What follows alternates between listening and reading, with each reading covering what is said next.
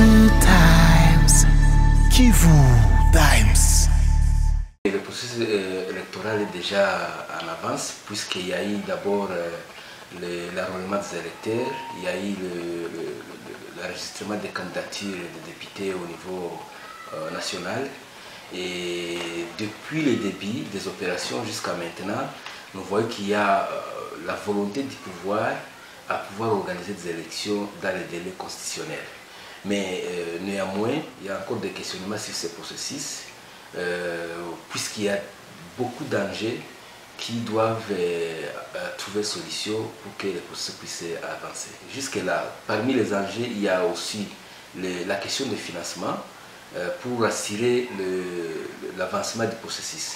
Il y a aussi d'autres enjeux liés à la stabilité politique du pays. Il y a encore de l'insécurité, il y a la guerre d'agression au Nord Kivu, il y a aussi le manque de consensus au niveau politique, puisque c'est du jour au jour qu'on enregistre les déclarations des leaders politiques, des leaders d'opinion. Il y a eu même l'Église catholique qui s'est prononcée par rapport à ce sujet-là.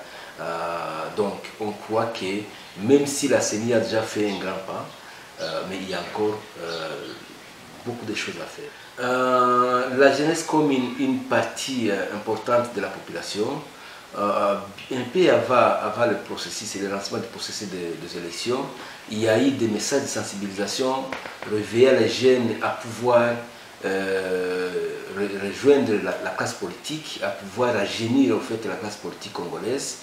Mais selon ce que j'ai vu, c'est resté comme des discours, comme des slogans. Jusque-là, selon les candidats qu'on a vu se prononcer, ce sont ces habituels, ce sont toujours ces leaders politiques qu'on connaît, qui ont commencé bien avant, et les jeunes n'ont pas vraiment si montré leur engagement comme jeunes. Et là, je parle particulièrement pour la question d'Uvira. Il y a plusieurs facteurs à considérer. D'abord, c'est lié au système politique du pays, où on continue toujours à croire à ces politiciens charismatiques, à ces gens qui ont toujours dirigé. Alors, ces leaders d'opinion continuent toujours à gagner le terrain. Et deuxième chose, la jeunesse n'est pas organisée en vrai sens du terme. Donc la jeunesse est du tout distraite par des manipulations. Ils sont derrière des politiques de division, des politiques visant à pouvoir le ramener dans d'autres activités que politiques. Et en plus de cela, il y a aussi la question du manque d'éducation civique et patriotique, puisque la jeunesse est là. Tout cela, la manipulation, la désorganisation, c'est dit puisque la jeunesse n'a plus d'école ou d'études où ils pouvaient apprendre l'éducation civique et disons politique. On note d'abord dans les jeunes le sentiment, ils gardent que le processus électoral est toujours lié au contexte politique du pays. C'est notamment les conflits qui ont régné dans notre zone ici, où les jeunes croient que pour élire un candidat, il faut qu'il appartienne à une tribu ou à une ethnie quelconque, ou encore ils voient les origines de la personne. Ils ignorent qu'une fois élu ce député ou ce candidat, il est là pour l'intérêt d'une entité, de sa circonscription électorale, et non pas pour une ethnie. Donc, c'est pour dire que les jeunes courent de danger, des manipulations, et qui va alors conduire le pays à élire des hommes qui ne font pas, alors qu'il y avait des bons candidats.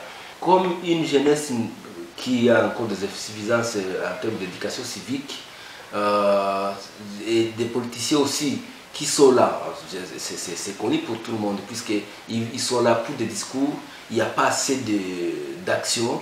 Leur politique ne marie pas le projet de société qu'ils présentent. Alors on voit qu'ils vont toujours utiliser la voie des manipulations envers les jeunes.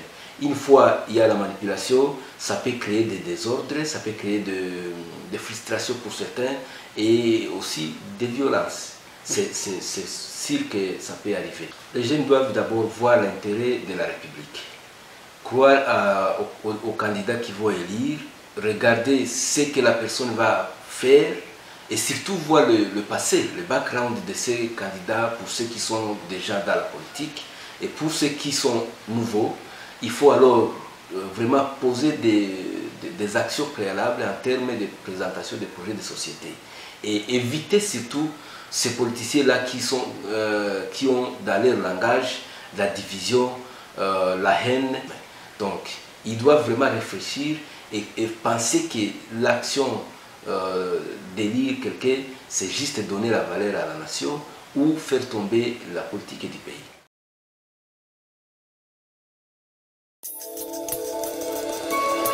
Kivu Times. Kivu Times.